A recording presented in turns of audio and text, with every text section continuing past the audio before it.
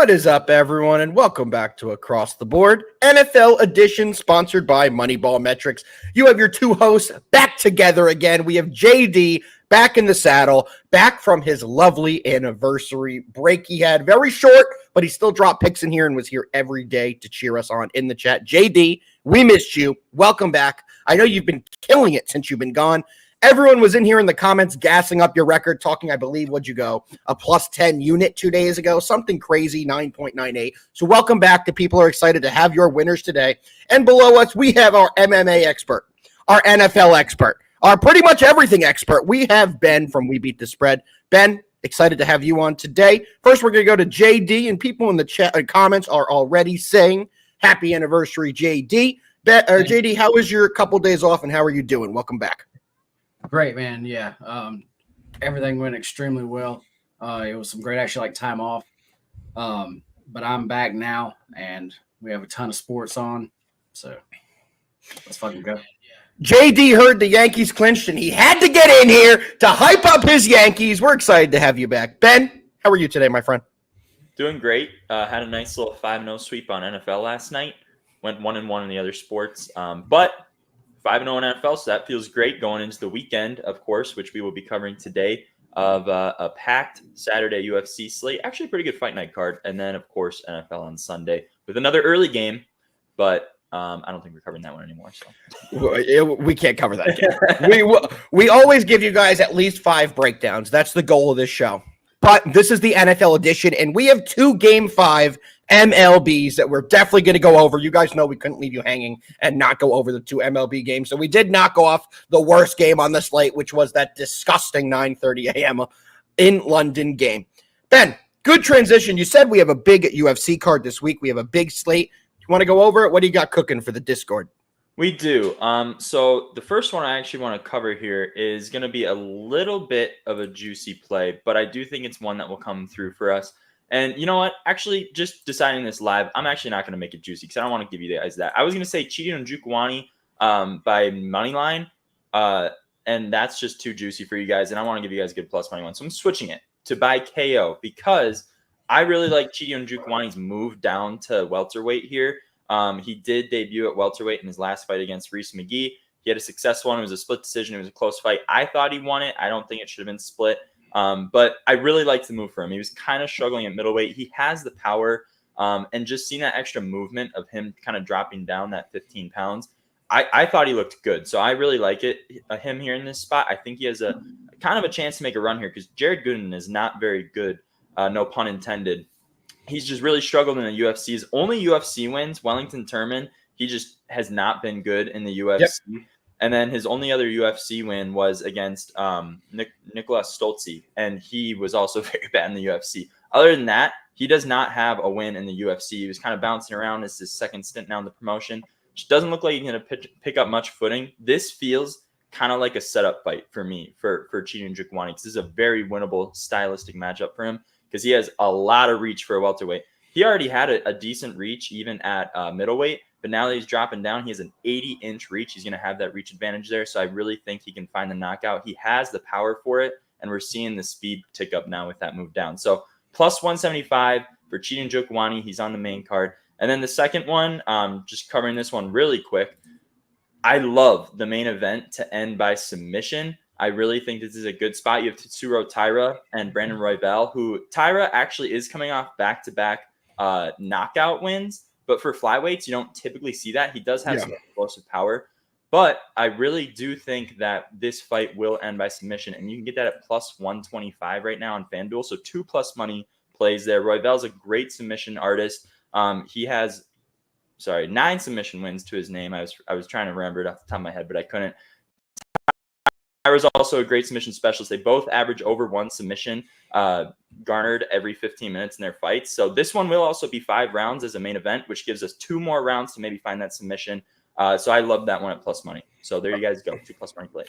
You did a really good job at handing out plus money plays because the next thing I was going to ask you is this a really hard card to cap for a guy like you? Because taking a look myself at the main card, there isn't a single fight that's supposed to be close. The smallest odds we have is Abdul Razak Al Hassan, and he's coming in at a minus 170. So every single fight, the favorite is minus 170 or greater, and most of them are significantly higher than minus 170. Then you take a look at the prelims, and the prelims are the exact same story. Almost every single fight is a minus 200 or higher. There's only one female fight that is a kind of single play if you want to pick a winner in that range. We have Julia Palastri at minus 135, but every single other fight in the prelims is just like that Abdul Hassan fight where it's like a minus 200 or higher. Is this a hard card to find? Because you gave out 2+ money plays on some good fighters.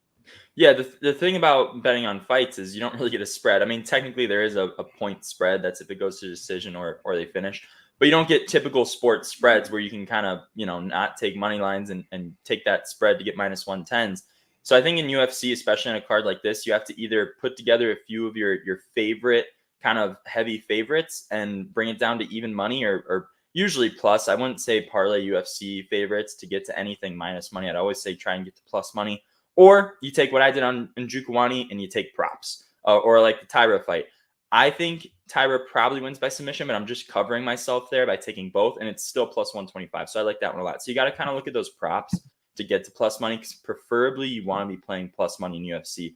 With how crazy the sport can be, I hate laying juice. Unless you really love the spot and it's sitting at like minus 150 or under, I would say try and stay away from not taking plus money in UFC. So find some props to get you over that plus mark, or find a good parlay of your favorite fighters on the card that are kind of heavy favorites. Oh, you're muted there. There you go. Thank you. Yeah, no, I respect that. I feel the exact same way you do, and I apologize sometimes when I share the stream. New phone, sound comes out. Have to make sure that doesn't happen when you're giving great information. But fellas, it's about that time. We're about to go into the MLB breakdown. We have a great Padres-Dodgers Game 5 that is coming to us live tonight. Let's break down the pitching matchup, guys. We have Yu Darvish, who's pitching for the Padres. He's coming in this postseason 1-0 with a 1.29 ERA. He went 7 innings in his start, 3 Ks to only 2 walks, and only allowed 3 hits. He was electric. On the other side, Yoshinobu Yamamoto is coming in 0-0 with a 15 ERA in his only playoff appearance. He was only able to go 3 innings. He allowed 5 hits, 2 walks, so that's about a 2.33 whip. Not exactly a great performance by the big free agent pitcher for the Dodgers. Ben, we're going to go over to you. What do you like in this matchup? Oh, man, this really is tough because I think a lot of people could sit here and look at Yamamoto's history against the Padres this season. His first start of the season was against them. He gave up 5 earned runs in 1 inning. Then he faced them again in April, 3 earned runs in 5 innings. And then, of course, he just faced them, as you were just mentioning. That 15 ERA comes from 5 earned runs in 3 innings. This guy has been absolutely battered by the Padres. And it's interesting because the Dodgers are still pretty, like minus 140. It's not like they're small favorites here. Like it's not like heavy favorites. Minus 120. It's kind of a funky line to me. Like it's so weird because I want to take the Padres, but it's just staring you in the face of the fact that Yamamoto's really struggled against this Padres lineup. And they both teams have hit really well in this series. So I definitely think the Padres are going to score runs in this game. It's just Darvish is in a similar spot where he pitched really well against the Dodgers last time. But when you have pitching twice against the same team in one series, it's kind of hard to tell what's going to happen in the second one based off the first one. So, Darvish could have another great outing. Padres could absolutely light up Yamamoto again, which is probably what I think will happen. So I'm going to take the Padres here. But I got to admit, this line is just really, really smelling funky to me. The fact that the Dodgers are this heavy favorites, given the pitching matchup here. Yeah, I agree. To me, I think the books are making them such heavy favorites because they had such an opportunity 2 nights ago when they could have closed the game out at home and they got shellacked in a bullpen game. They did. They lost 8-0. They had a completely dead performance. And the Dodgers have guys that have been here before and have had some big-time playoff moments. So they have the experience advantage. They had, the Padres did have their big opportunity at home. They didn't get it done. So I think the odds makers are reflecting that in what they're putting out there today. However, The Padres are going to win this game. We have talked about this team all season long, both of these teams, and we know exactly what these two teams are capable of. I think this Padres offense is going to get hot, and I do think the bullpens are going to play a major factor in this game. When we get late in the game, if this one is pretty close, the Padres should be able to close it out as they have a significantly better bullpen than the Dodgers, in my opinion. So give me the Padres at the plus money. Plus 125 is exactly what we're playing, and they should be able to get it done. We've read this series pretty right for most of it. I think we're going to continue to get it right. JD, please validate me. Do not say you're taking the Dodgers and make me feel like an idiot. What do you got? You know what? I actually didn't have a play on this game yet. From just listening to y'all, kind of just looking at some stats here. Currently, kind of seeing it the way kind of both of y'all have kind of talked about. Looks like that Yamamoto is going to start, and then it looks like Flaherty is most likely going to come in after him. And then it's going to be a bullpen game. I've talked shit about the Dodgers bullpen. They've actually got the job done so far. But that's been the past actually 2 games. Tonight, I think with those first 2 starters coming in, I think there's a good chance that both of them could get hit. And then this Dodgers bullpen, I just don't think can actually hold the Padres down again for the 3rd straight game. I'm not going to worry about the side here. Give me the Padres team total over. You can get that at 3.5 at actually very low juice currently. So there we go. I like that a lot. I do think we'll see runs, like I said, on this Padres side. Let's see a 13-0 Padres winner. I'll be very happy on Monday recapping that.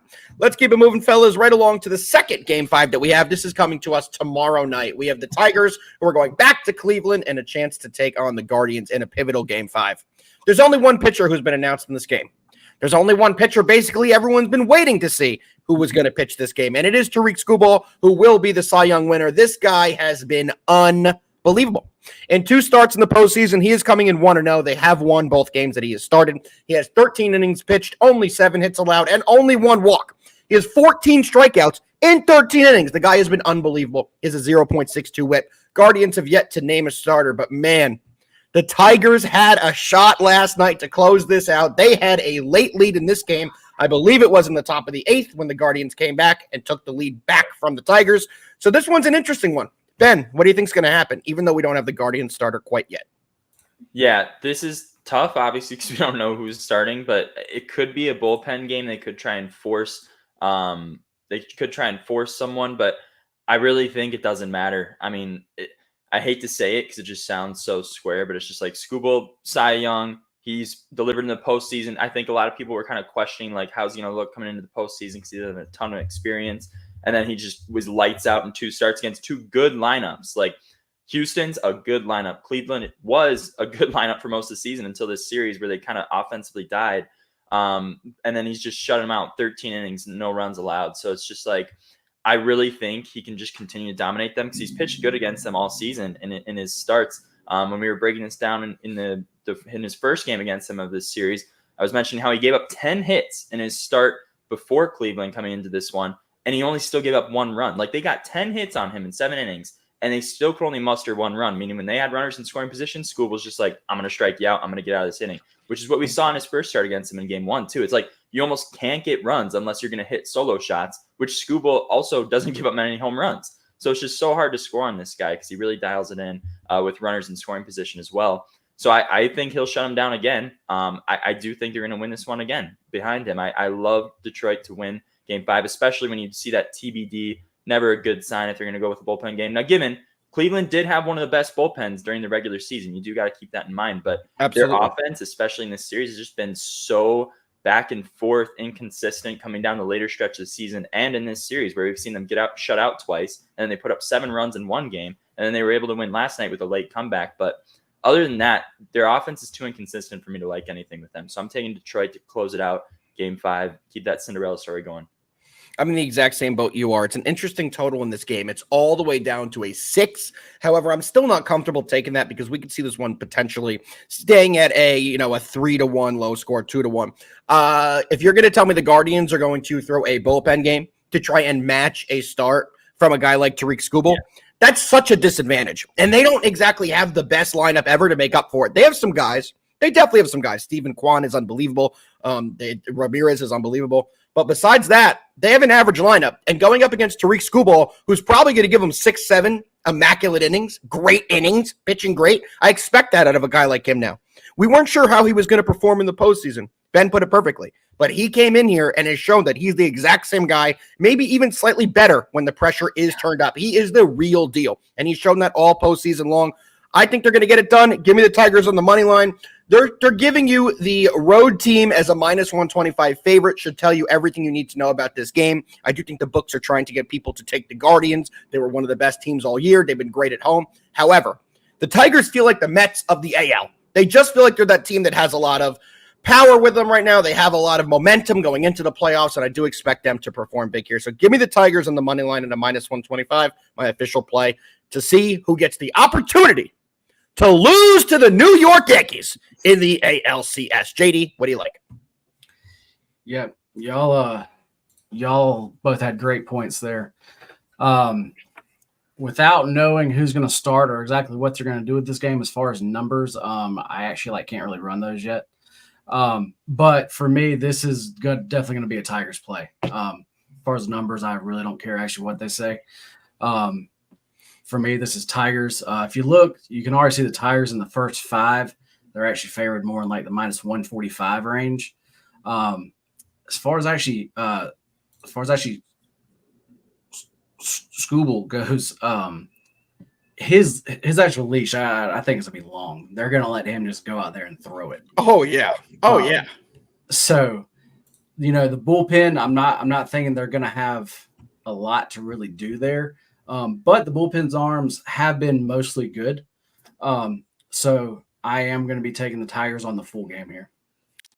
Let's go. I think we're all lock and key on this one. Let's see the Tigers get through, and that'll be an amazing series if they can get through and play the New York Yankees. Very much looking forward to that. Fellas, you know what time it is. It is time to dive into the Sunday NFL slate. I'm excited to get into it. This is what the Friday show is all about. We had to take a little bit, cover the baseball, cover the MMA, but now we are in the meat and potatoes. We are in the NFL action. The first game we are going to be breaking down is going to be the Commanders taking on the Baltimore Ravens. The Commanders are coming in 4-1, 2-1 on the road, and in first place in the NFC East. If you would have told anybody that in the preseason, I bet you they would have called you a liar. Crazy how good this team has looked so quickly with Jaden Daniels under center. On the other side, reigning MVP Lamar Jackson has been Lamar Jackson. The Ravens have started to get it going. They had a huge win last week over the Bengals, 41-38. We do not need to go into what happened in overtime in that game. And at the end of the game, we all saw what happened. Crazy finish there. But we get to this game and the Commanders are coming in at 6.5-point underdog. Ben, we're going to go to you. Is that too many points? Just the right amount of points? Or do you think the Ravens are going to blow them out? What do you like? You know what? I could care less about the points in this game as far as the side goes. And this should, in my opinion, be the easiest total on the board this weekend. It's tied. Well, it was tied. The lines have moved a little bit. It was tied with the Lions game for the highest total. They were both at 51.5, but then now technically the lines are 52. This one's 51.5. Either way, this is the easiest over of the weekend, in my opinion. I just don't see how you can play anything but the over in this game. The side is so scary to me because in theory, I think the Ravens should win, but we've seen it already multiple times this year. Their defense just can absolutely collapse on them in games, especially in the second half. It's kind of become a meme about the Ravens. Their second half collapses. Almost did it again. Well, the Bengals game is back and forth, but against the Raiders, we saw it. Almost let it happen to Dallas. Thankfully, it didn't happen against Buffalo. But that Buffalo game is the only game of the season that this Ravens defense has looked competent. And you just don't know what you're going to get with this defense, especially in the second half. And now you're going up against a guy that's rookie of the year candidate, like even honestly, even maybe an MVP candidate overall.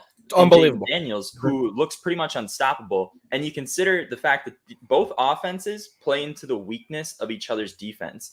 The Commanders, obviously with Jaden Daniels, have looked like a very good passing offense. The Baltimore defense is allowing the second most passing yards per game at 280. You're going to have 280 passing yards per game. Their secondary has not looked good. You're playing right into the strength of that Washington Commanders offense. And on the other side, the Ravens are the best rushing offense in the NFL right now with Lamar Jackson and Derrick Henry. And then you look over at the Washington defense. They are 31st in yards per rush. They're giving up 5.1 yards per rush. And now you're going up against the best rushing offense in the NFL. I really think that this is just a game where you see up and down, up and down, up and down. Pretty much like that Baltimore game against Cincinnati last week. It feels like a similar game to me. So if you're going to give me 51.5, I'm absolutely going to take that. This one should end in the 60s. I can't stand you, Ben. You had to come on here and tell everyone the easiest play of the week is my favorite play of the week, because I absolutely agree with you. I love the over. I'm not going to be an asshole, though, and tell everyone it's the easiest play ever to jinx all of us. But I do agree with everything you said about this game. When you take a look at the Commanders, their last 4 games on offense, 34 points. 42 points, 38 points, 21 points. They scored a minimum of 21 their last 4 weeks. They've scored a minimum of 34 in their last 3 weeks. On the other side, the points the Ravens have scored in the last 4 games, 41, 35, 28, 23. So the lowest they've had in the last 4 games is 23. The lowest they've scored all year is 20 points. And this team, their offense is getting going. The last 2 weeks, they have a combined 76 points scored. And they played teams like Buffalo and Cincinnati too. Teams that are projected to be threats in the AFC this season. So we are seeing points. I think we're going to see a ton of points. There's not much else I have to say on this game. Ben put it perfectly. Give me the over 51.5. It is one of my 2 unit plays this weekend. I only have a couple of them, but it is one of my double unit bets. JD, tell us how the under from the model is a slam dunk, easiest under in history, just to, counteract Ben's easiest over in history. You know what? I actually really hate this because we're all on the same exact page here. But yes, this does look like a very easy over. And I'm going to say it the same way Ben said. Yes, this does look like an easy one. So that means it's going to lose. Stop saying that. But no, y'all both said it all very, very well here. As far as Jaden Daniels goes, he's been looking great. I will say that he has been in a positive game state for actually most of these games. So I'm expecting on Sunday they're probably going to be down. The Ravens are probably going to jump out. So I am kind of interested to see like how he actually plays then, coming, actually trying to come back. But I think against this actual Ravens defense, he actually will be fine though. Just like Ben said, the Ravens run defense is definitely good. But as far as their pass defense, they are the second worst, which is kind of crazy to actually say, but right. It is not good. And they're going against an actual quarterback here who loves just to sling the ball. So, to me, I will say this: as far as the Commanders' defense, coming into the season, I was very, very low on actually them, and I'm definitely not saying that actually they're good, but they have been playing better than I actually thought. Yeah, I agree. They actually have been coached up very, very well. In this game, though, I'm not sure that that's going to matter. As far as both of these teams on the season, to the over, they are actually 8-3. Yeah. Both teams have been trending over. I can get a flat, an actual 51 currently at -115. So I am all over that. Well, boys, it's a scary one, but on Monday, all 3 of us will be on the show. And all 3 of us better be celebrating this, or I'm going to yell at the 2 of yous for calling this the easy over. But let's keep it rolling, fellas. I think we will cash this.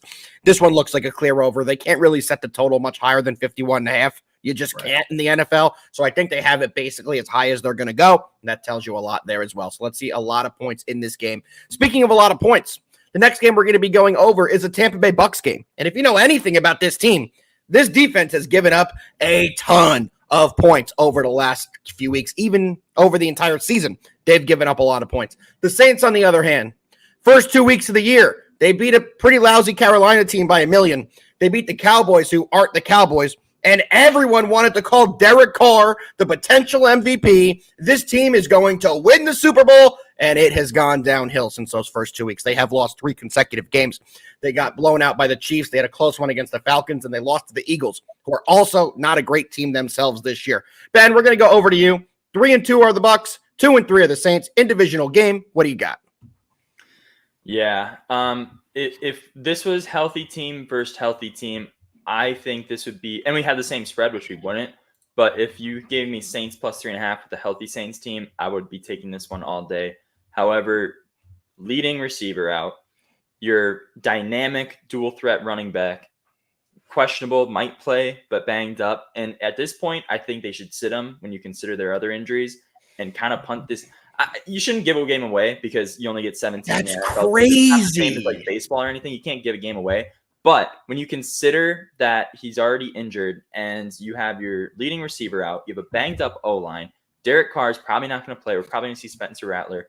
I just think if you're being smart, you consider not forcing Kamara and potentially risk a worse injury or something. So I'll be interested to see what happens there. But when you consider just everything that's going on with them, I do have to take the Bucs here, just given everything. And I get it's divisional game. Sometimes those can get be a lot closer than people expect. But the Bucs, they have given up a lot of points, but they faced a pretty difficult strength of schedule. Even that loss against Denver, that was a bad loss, but it does actually look a little bit better back when you look back, because that Denver defense is looking legit right now. Like that, they do look decent, really good. So that loss hasn't actually aged that horribly, in my opinion. They had their only other loss was that kind of heartbreaker against the Falcons last week, which still, I hate those overtime rules, but it is what it is. And they did lose the game. It's lost on the record, but that's a lot closer than it looks. I just think that this Bucs team at 3-2 looks and is performing better than a 3-2 team. When you look at the fact that they beat Philly, who could be a contender in the NFC, they beat Washington, who could be a contender in the NFC, they beat Detroit, who could be a contender in the NFC. Like, they have good wins on their record. So I'm very high on this Tampa Bay team. I don't think that we should necessarily look too negatively on them for that loss against Atlanta and Denver. And I expect them to win this game by at least over a touchdown, just given everything that's going on with New Orleans right now. Man, this Denver team is bad. I know it wasn't a huge disappointment to lose to Denver, but to give up 26 points to the Broncos with that offense, with Bo Nix, is a lot of points in my opinion. This Bucs defense hasn't been able to stop a nosebleed. Last week's game, the Bucs versus the Falcons, had 66 total points in that game. It was a 36-30 final. The game before, 33-16 win over the Eagles. The Eagles have really been pretty bad this year. And then they beat up on Washington in their first game. I mean, it's Jaden Daniels' first career start, new coaching staff, a lot going on there. These two teams are, I think, going to be going in different directions. I do think the Bucs are going to be, at the end of the season, a playoff caliber team, where the whole season I've been telling you guys this. I do not believe in the Saints team. Saints are pretty banged up, but so are the Bucs. I'm taking the over 41.5. It's not my favorite play on the weekend, but it's such a low total with both of these teams being able to put up points. I think we're going to see a ton of points in this game. We've just seen the defenses of both teams give up too many points. Last week, the Saints did allow 26 points to Kansas City, and Kansas City had nobody available on offense last week either. So both defenses have been pretty bad. I expect a ton of points. Give me the over 41.5, one of my favorite plays. Not one of my favorite plays, but it's definitely a play I will be making. It will be one of my one-unit bets of the week. JD, what do you got? Yeah. As far as everything Ben said, I really love all of that. To me, even if Carr's in, this was still a Bucs spot here. I actually was going to play Bucs. And now that Carr's out, that just makes me like him even actually more here. The Bucs are going to come in here on actually way more rest. Like I said, this actually is a Bucs spot. To me, this line just doesn't make any sense now. With actually Carr being out. As far as the Saints actually defense, I guess that's why the line is still staying this actually close here. Other than that, I really can't figure out why. So for me, this is a simple Bucs play. Bucs minus 3.5. Also give me the Bucs minus 9.5 at plus 225. There we go. Wow, alt line. Let's go. Let's see a lot of points. Let's see a Bucs winner here, boys. We'll all be happy on the Monday show to recap it. Let's keep it moving to the next game we have on the slate, which is going to be the Detroit Lions going into Dallas and taking on the Cowboys. Lions coming in 3-1 on the year, 1-0 on the road. Cowboys are coming in with an 0-2 home record. They are 3-2 on the year, but this is a team that has dominated at home in the past. They have not done that this year. Lot of injuries in this game, fellas. Micah Parsons is a true questionable. I do not think he goes. DeMarcus Lawrence is out. On the Lions side, they're missing a ton of defensive guys. Derek Barnes is on IR now. I'm not going to try and say this guy's name, but they're starting safeties on IR as well as Marcus Davenport, one of their good edge rushers. So they have lost a ton of defensive guys, but they have been playing great this year. Their offense has been clicking. They're coming in off of their bye week. So they have had a good time off, a lot of time to prepare for this game, while Dallas is somewhat on a short week as they took on Pittsburgh and won 20-17. Ben, do you think with the extra prep time, this is going to help the Lions and Dan Campbell scheme up a good game against this Cowboys team? Or do you think the Cowboys at home will get back on track and get a win for the first time this year? What do you got? Yeah, I think this line is interesting because you have Detroit as a favorite on the road. Obviously, I think some of that is injuries, as you were just bringing up. You lose pretty much your two best defensive linemen. And then if it was just that, I'd say, all right, the secondary can hold it down. But then you look in the secondary, and their two starting cornerbacks are also – one's on the IR. The other one will probably play. Trayvon Diggs is listed out with illness, and that's why he's not practicing. He'll probably play, but still just even seeing any Q by any name for that defense right now is just adding to a long list of injuries. And I agree with Bill Norman here. I think the Lions are going to put it on Dallas. I think this line says everything you need to know about this game, and the fact that the Cowboys usually get pretty favorable lines from bookmakers at home. And the fact that they're getting a field goal at home kind of screams Lions to me here. Detroit's faced a much harder strength of schedule. Like, you have one team that's 3-1, one team that's 3-2, but Detroit is way above Dallas, especially with these injuries in my eyes. Even with that defense, their defense is not great. And you know what? Brandon Cooks being out is going to be a big factor in this game too, because that's one less thing the Lions secondary has to worry about, because their secondary already sucks. Like, the Lions defense is not good. But to that point, Dallas just has not had that touch. They won last week against Pittsburgh, which was a close game that shouldn't have been that close given how the Pittsburgh offense was playing. They beat the Giants, which was like not great wins there. They're a pretty fake 3-2. Whoa! In my eyes. Whoa! The New York Football Giants smacked the Seattle Seahawks last week, so you watch your tone. You watch your tone. That loss is aging better, but even their Week 1 win against Cleveland has not aged well, because now we're seeing everything with Cleveland. Like, even that 33-17 win doesn't look that great when you look back. I agree. Like, okay, a lot of people are blowing the Browns. Like, that's not even that great of a win anymore. So even that win for them that looked great to start the season is like, So I'm not sold on this Cowboys team, especially with those injuries. I think Detroit rolls here. I think they win by at least a touchdown, maybe more. It feels like a blowout kind of game to me, to be honest. I feel that from you as well. I feel that it's from you as well. I am all over the Lions in this spot. I see it the exact same way you do. I think this is going to be one of the last weeks that we get a really good price on teams facing the Cowboys, because I just don't believe in this Cowboys team this year. They really should have fired McCarthy in the offseason and really reset. They locked in Dak Prescott. They locked in CeeDee Lamb, and these guys just do not look like they're at the top level they need to be this year. Their defense is banged up. They have not been able to get any pressure on the quarterback. I've come on this show and told you guys, outside Micah Parsons and DeMarcus Lawrence, name me any linebacker or defensive end on this team. And a lot of people struggle because they have a lot of 6th-round rookies, 7th-round rookies, undrafted rookies that are playing big minutes on their defensive line because they just don't have the guys and the depth that we're used to seeing from this Cowboys team. So I am all over the Lions here at the -3. I think they win this game by closer to double digits, and that's exactly what I am on. JD, what do you like in this one? Oh, my. Oh, we have a hat switch. I was so hoping it was going to be a Lions hat. No, man. I can't get it straight. But anyway, I have, as far as my numbers here, I have downgraded the actual boys here by actually quite a bit. And I can still only get the Lions favored by actually 1.2 here. So for me, getting the Cowboys at the +3, there's a lot of value there to actually me. Yes, I like first. To me, it didn't really make sense. But like I said, after I went in through actually like everything, see you, Bill. But look, we came on here last week and we said all the same shit. We said Lawrence is out and Parsons is out. The Steelers are going to be such an easy play, and the Cowboys still won. And I say that to then say this. These two teams played at the end of last year. And not a whole lot has actually changed for actually either of those teams since, besides those two guys being out. Do either of y'all know what that line was? Was the Cowboys -5. Okay. So to me, I don't see how there's an 8-point swing there. I just can't get there.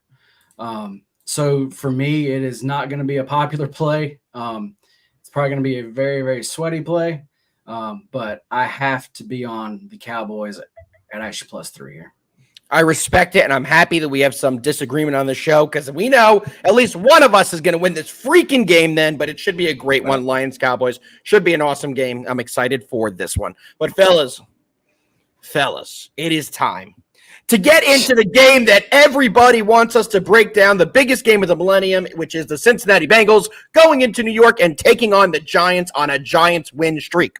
Bad news for the Giants. They have not won a game at home this year. Even worse news for the Giants. Malik Neighbors has just been ruled out with a concussion. So they're going to have to try and win back-to-back weeks without Malik Neighbors. But Daniel Jones looked a little better last week. Maybe he's getting over that injury. I don't know. But this Bengals team, 1-4, they're 1-1 on the road, and they've had some heartbreaking losses this season. There's just no other way to put it. They've had a heartbreak season in general. That game against Baltimore last week, they should have won very easily. My play of the week was the Ravens, so I was very happy that they decided to run the ball 3 times and attempted a 1,000,000-yard field goal that made no sense, but thank you. Thank you very much for it. On to this week, Ben. What do you think is going to happen in Sunday Night Football? Are the Giants going to stay hot? They were able to do well against the Seahawks team, but was that just more reflective about how the Seahawks defense is? We saw last night the 49ers absolutely gash them up. So what do you think is going to happen in this game? Yeah, this is the one game that I can kind of break out the alpha quote, because I just can't get a read, side or total. And to be honest, on this game, I haven't looked into all the props yet, but as far as side and total goes, I can't get a good read. We could expect the Giants defense to kind of show up like they did against Seattle. Like, Seattle's a great offense. We just saw it last night. Seattle scored more points on the Niners than they did against the Giants. So that defense actually isn't horrible. I know Kayvon Thibodeau's questionable. He underwent surgery. He's not going to play this week, most likely. I don't know how would, but even with that, defense still looks pretty good. So I would give the Giants the defensive edge. Cincinnati obviously doesn't have a great defense, but they can score in bunches. So it's just so back and forth. I have absolutely no read in this game. I don't have a prop. Sorry, no play here for me.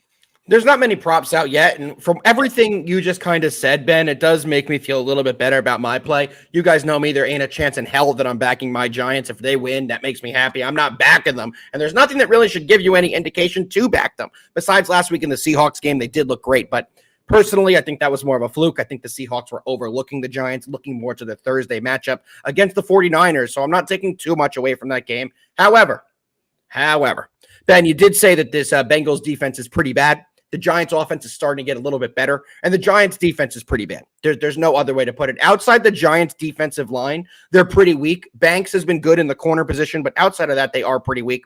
I do think we're going to see points in this game, and a lot of points. I think the Giants will be able to hold up their end of the bargain. We all know the Bengals will put up their end of the bargain on the points, so give me the over 47.5.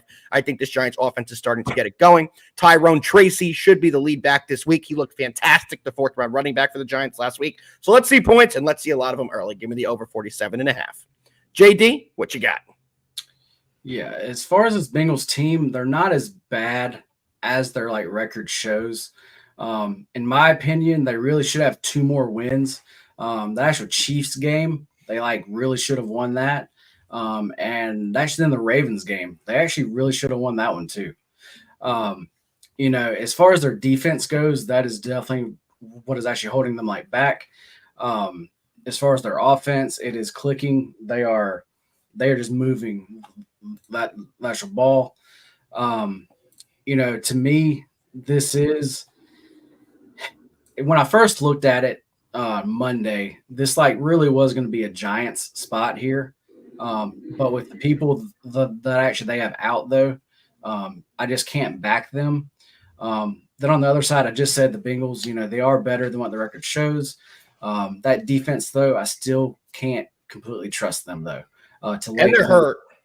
And they're also hurt. So, to me, this is a very clear Bengals team total overplay. You can get it at 26.5 currently. So for me, that actual number is very key. And I absolutely love this one. I respect it. I think the Giants are going to give up a lot of points in this game. So I think, unfortunately, you will cash that bet rather easily. Fellas, we've broken down the MLB. Ben did a fantastic job breaking down the MMA. And we broke down our NFL picks for 4 games for the week. There's one thing that we do on this show that we have not done yet, and that's dive into our best bets. Ben, we're going to start with you per usual. What you got for best bets this week? All right. For my best bets, I'll do 3. I'm going to have an MMA one, which is going to be that main event to end by submission. 5 rounds. I think that one of them can find it. They're both submission specialists. That's plus 125. For NFL, I'm going to go to that one that I said was the easiest total on the board. Alfie got mad at me. Ravens Commanders over 51.5. My last one's going to be a prop that we actually didn't cover. And I didn't cover it during the breakdown because there's not a line out for it because of the injury situation. But it's going to be Saints player prop. I'm going to be taking Chris Olave over his receiving yards. There's no line out because there's a lot of questionables and Derek Carr might not play. So his line's going to move around. So they're not releasing anything on it yet. However, I'm still giving it out as best bet because if it opens anything under 70, I'm taking the over. If it's over 70, I'm going to be a little like, but if it's under 70, if it's like 66.5, which I think it'll be around there, I would say take his over. Alvin Kamara's injured. Spencer Rattler will be in, but I think he can get the ball to Olave because he's going to be his best target. Rashid Shaheed is probably not going to play in this game, who's been one of their best, probably their best receiver. Honestly, he's been better than Olave. Olave's coming off his season high in snap share last week. He played 94% of snaps. He only got 4 targets the whole game and 10 receiving yards because Spagnuolo did an amazing job against him at shutting him down. I don't think the Bucs defense is going to be able to do that to him. This Bucs secondary has not been good this year.